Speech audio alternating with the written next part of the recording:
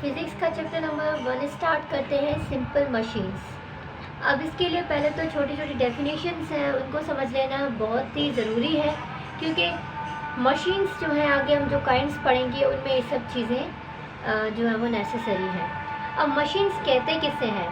देखिए, कुछ चीज़ें ऐसी होती हैं जिसे हम अपने हाथों से लिफ्ट कर सकते हैं, शोल्डर से लिफ्ट कर सकते हैं, बहुत सी चीज़ें ऐसी हैं।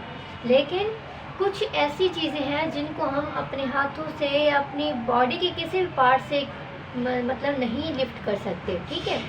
उसके लिए मशीन्स होती हैं, मशीन्स वेट को लिफ्ट करती हैं, ठीक है। अब यहाँ पर मशीन्स की डेफिनेशन बताई हुई कि मशीन कहते किसे हैं। Devices help us in doing work in a convenient manner. वो चीज़ें, वो डिवाइसेस जो हमें हमारी मदद करें काम करने में, कन्वीनियंट मीन्स आसान तरीके से, ठीक है। वो डिवाइसेस, ठीक है, जो हमें हमारी मदद करें काम करने में बहुत ही आसान तरीके से, ठीक है। सेकंड चीज़ आ जाती है एफर्ट। एफर्ट किसे कहते हैं? कोशिश करने को, ठीक है। कोशिश हम तब करते हैं जब हम अपनी फोर्स लगाते हैं। It is force directly applied to a machine. अब एक ऐसी फोर्स जो हम मशीन पर लगाएं, किसके लिए?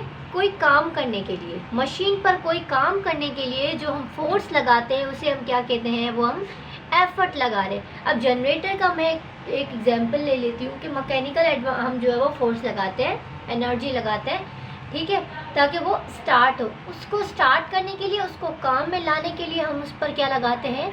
फोर्स लगाते हैं, ठीक है। एफर्ट का मतलब फोर्स होता है जो हम डायरेक्टली जो वो मशीन पर लगाते हैं उसे काम करवाने के लिए, ठीक है। इसे डिनोट करते हैं पी से। मशीन एफर्ट को हम आगे पी, जहाँ भी पी लिखा हो आप समझ लेना कि वहाँ पर हम एफर्ट की बात कर रहे हैं, वो उस फोर्स की बात कर रहे हैं जो हम मशीन पर लगा रहे हैं, ठीक है।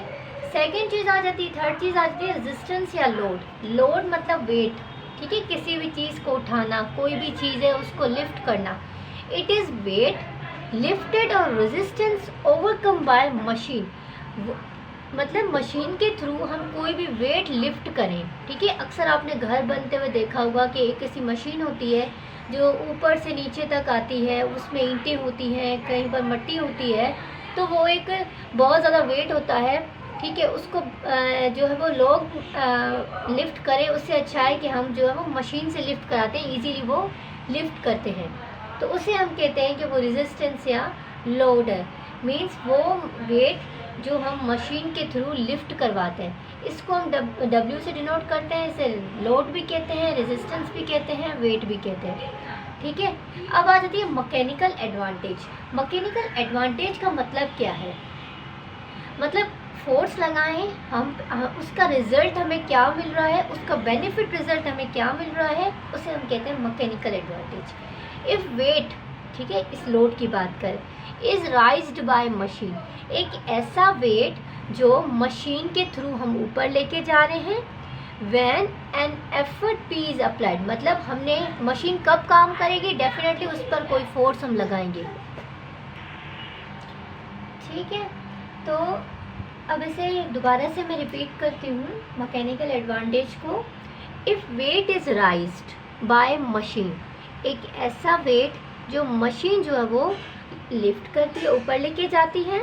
व्हेन राइज करती है मतलब लेके जाना, ऊपर लेके जाना। When an effort P is applied, अब मशीन तब करेगी काम जब हम उस पर कोई फोर्स लगाएंगे, कोई एफर्ट लगाएंगे, डायरेक्टली मशीन पर जो एफर्ट लगाते हैं। यहाँ पर हमने एफर्ट की बात की थी।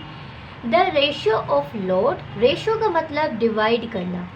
किसका रेशियो ले रहे हैं? लोड का, ठीक है, वेट का रेशियो, एंड एफर्ट का, फोर्स का, जो हम फोर्स मशीन पर लगा रहे हैं। इस कॉल्ड से कहते हैं मैकेनिकल एडवांटेज। अब यहाँ पर क्या है? वेट जिसे हम लोड कहते हैं, उसका रेशियो लिया किसके साथ? एफर्ट के साथ, ठीक है। एफर्ट का लोड का रेशियो लिया, जो वेट है उसको डिवाइड करेंगे जितनी हमने मशीन पर फोर्स लगाई है, तो हमें क्या मिलेगा? मैकेनिकल एडवांटेज मिलेगा।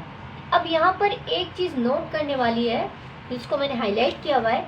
If mechanical advantage is greater than 1, मतलब यहाँ पर हम लोड को एफर्ट से डिवाइड करें तो हमारा आंसर अगर 1 से ग्रेटर आ रहा है तो उसे हम कहेंगे कि वो मशीन जो है वो हमारा काम ईजी बना रही है, ठीक है, मतलब उससे हमारा काम और ज़्यादा ईजी हो जाएगा।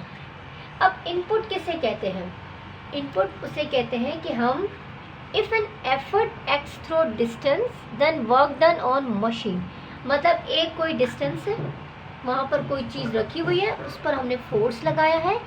अब जो हमने फोर्स लगाया है डिस्टेंस के थ्रू, तो वहाँ पर क्या होगा, काम मशीन पर होगा, मशीन काम नहीं करेगी। मतलब फोर्स हमने लगाई, किसी बॉडी ने डिस्टेंस कवर किया, ठीक है, हमारी फोर्स से किसी बॉडी ने डिस्टेंस कवर किया, तो हमने क्या कहा, या किसी मशीन ने डिस्टेंस कवर किया, तो हम क्या कहेंगे कि हमने इसे इनपुट दी। मतलब हमारी तरफ से एफर्ट लगी, काम मशीन पर हुआ, ठीक है। इनपुट का फॉर्मूला क्या है, एफर्ट मतलब फोर्स मल्टीप्लाई बाय डिस्टेंस, कितना डिस्टेंस जो है वो एफर्ट की वजह से क्रिएट हुआ, तो उसे हम कहते हैं कि इनपुट।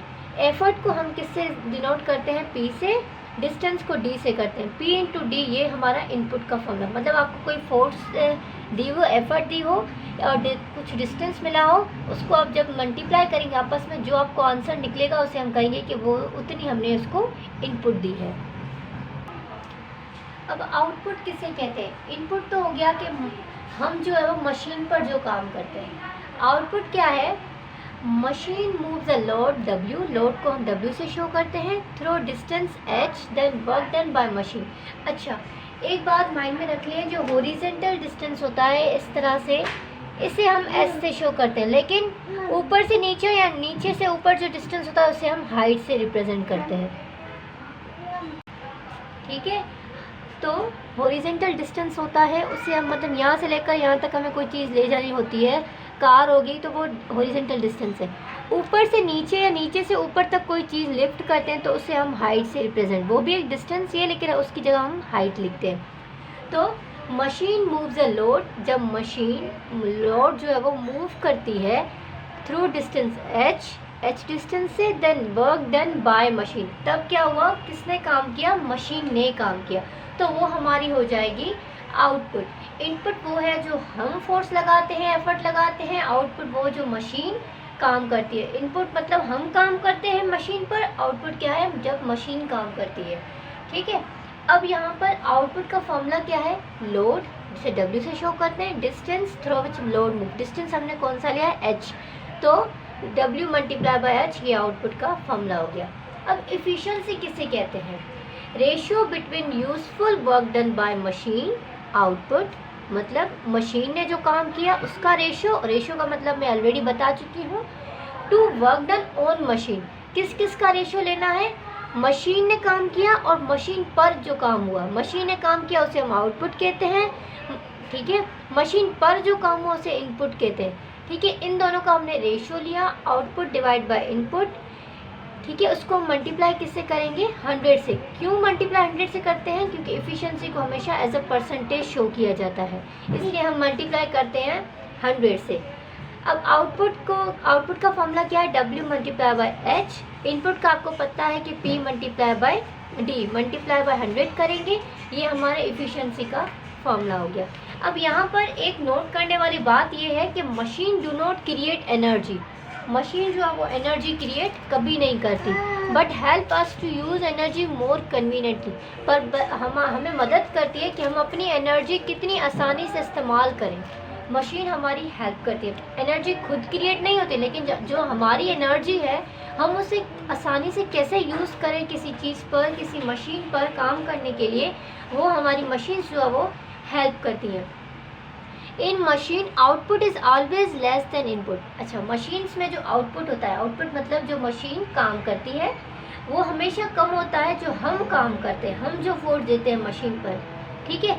क्यों कम होती है, क्योंकि जब आउटपुट मतलब मशीन जब काम करती है तो मशीन के अंदर डिफरेंट पार्ट्स होते हैं मशीन के, तो उन पार्ट्स के बीच में रेजिस्टेंस, फ्रिक्शन फोर्स मतलब रेजिस्टेंस, रुकावट आ जाती है। जब कहीं भी फ्रिक्शन प्रोड्यूस होती है तो वहाँ पर हमेशा हीट एनर्जी प्रोड्यूस होती है, ठीक है। तो उस हीट एनर्जी प्रोड्यूस होने की वजह से तब वो क्या होती है, वो एनर्जी जो आउटपुट की जो एनर्जी है मशीन में, वो हीट एनर्जी में कन्वर्ट हो जाती है। इसलिए हमेशा मशीन में जो है वो आउटपुट हमेशा लेस होता है इनपुट से। अब आइडियल मशीन किसे कहते हैं, आइडियल मशीन का मतलब जब आउटपुट और इनपुट दोनों इक्वल हो, ठीक है, मशीन पर जो काम हो रहा है और मशीन जो काम करिए वो दोनों दोनों की जो वैल्यू है वो इक्वल, उसे हम कहते हैं आइडियल मशीन। आउटपुट का फॉर्मूला क्या है, W/H, इनपुट का P/D। अब हमने क्या किया है, P यहाँ पे मल्टीप्लाई हो रहा है, यहाँ के इस W के साथ डिवाइड किया है, H यहाँ पर मल्टीप्लाई और यहाँ के डिवाइड किया है, ठीक है, H को। अब यहाँ पर हमने पहले पढ़ा है मैकेनिकल एडवांटेज का फॉर्मूला क्या होता है, W/P, ठीक है, तो W/P मैकेनिकल एडवांटेज के इक्वल होता है।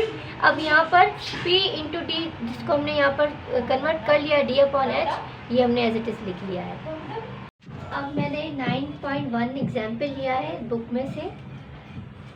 एग्जाम्पल क्या है कि अ machine requires 800 joule of work. Work को हमेशा हम जूल से शो करते हैं, उसका जो SI यूनिट है वो जूल है। टू राइज अ लोड, हमने क्या किया, मशीन एक फोर्स रिक्वायर करती है, एक कितनी, 800 जूल, क्या करने के लिए, लोड को लिफ्ट करने के लिए, ठीक है, of 600 newton through vertical distance of 1 metre. अब यहाँ पर हमें आउट लोड जो मिला हुआ है, कितना मिला हुआ है, 600 न्यूटन, और जो इनपुट मिली हुई है, ठीक है, जो हम फोर्स लगा रहे हैं मशीन पर वो है 800 जूल। डिस्टेंस कितना है, 1 मीटर। हाइट जो मिली हुई है हमें थ्रू वर्टिकल ये होती है, ये डिस्टेंस इसे हम कहते हैं वर्टिकल डिस्टेंस, ठीक है, और इसे हम कहते हैं ये हॉरिजॉन्टल डिस्टेंस है। वर्टिकल डिस्टेंस है तो ऑलरेडी मैं बता चुकी हूँ, तो वहाँ उसको हम H से रिप्रेजेंट करते हैं। Find the efficiency of machine, efficiency हमें फाइंड करनी है। मैंने यहाँ पे पहले डाटा बना ली है। लोड कितना है, 600 न्यूटन, जो वेट है कितना है, 600 न्यूटन है। डिस्टेंस क्या है, हाइट जो हमें मिली है 1 मीटर। इनपुट क्या है, जो हम मशीन पर फोर्स लगाएंगे, 800 जूल। आउटपुट हमें क्या है, आउटपुट हमें फाइंड करनी होगी। यहाँ पे आउटपुट का फॉर्मूला आपको पता है कि लोड मल्टीप्लाई बाय हाइट होता है। लोड यहाँ पर क्या मिला हुआ है, 600 न्यूटन, मल्टीप्लाई बाय हाइट क्या है, 1 मीटर। तो 600 को 1 से मल्टीप्लाई करेंगे, 600 न्यूटन इंटू मीटर हमेशा जूल के बराबर होता है, तो न्यूटन मीटर जूल। तो आउटपुट हमें 600 मिल गया। अब हमें एफिशिएंसी फाइंड करनी है। एफिशिएंसी का फॉर्मूला आपको पता है कि क्या करते हैं, रेशियो लेते हैं आउटपुट और इनपुट का, परसेंटेज में होती है, इसलिए हम 100 से उसे मल्टीप्लाई करते हैं। आउटपुट हमारी क्या है, जो आउटपुट हमने निकाली 600, इनपुट जो है वो हमारी 800 जूल है, मल्टीप्लाई बाय 100%। 600 को 800 से डिवाइड करके 100 से मल्टीप्लाई करेंगे तो हमें कितनी परसेंटेज मिलेगी, 75%। अब इससे रिलेटेड कोई भी क्वेश्चंस है तो वहाँ वो आप इजीली सॉल्व कर सकते हो। आपको इनपुट और आउटपुट के लिए आपको डिस्टेंस और ये जो है वो लोड मिला होगा, मतलब उसमें से आप ये चीज़ें फाइंड कर सकते हो। अपने से भी इसमें से बहुत सारे प्रॉब्लम्स खुद ही बना सकते हो, जो कि एग्जाम्स में भी आ सकते हैं। सो बहुत ही सिंपल है, बस आपको छोटी छोटी डेफिनेशंस जो है वो याद कर लेनी है, प्लस में आपको बल्कि समझ लेनी है, प्लस में आपको फॉर्मूलाज भी। जब आपको डेफिनेशन समझ आ जाएंगे तो फॉर्मूलाज खुद ब खुद जो है वो आपको याद हो जाएंगे, और जब फॉर्मूलाज अच्छे से समझ आ जाएंगे तो प्रॉब्लम्स जो है वो ईजीली आप लोग सॉल्व कर सकते हो। बाकी काइंड्स ऑफ मशीन्स जो हैं और आगे जो है वो बहुत ही लंबे जो है वो टॉपिक्स हैं, उनको मैं बोर्ड पर नहीं समझा सकती अच्छे से, तो वो मैं आपको PPTs पर समझाऊंगी, और वो उनके लिए मैं आपके लिए PPTs रेडी करूंगी, ठीक है। नेक्स्ट पार्ट में मैं आपको काइंड्स ऑफ मशीन, किस तरह से मशीन्स काम करती हैं, कैसे करती हैं, किस टाइप की मशीन्स होती हैं वेट को लिफ्ट करने के लिए, वो सब हम नेक्स्ट पार्ट में पढ़ेंगे। Thank you.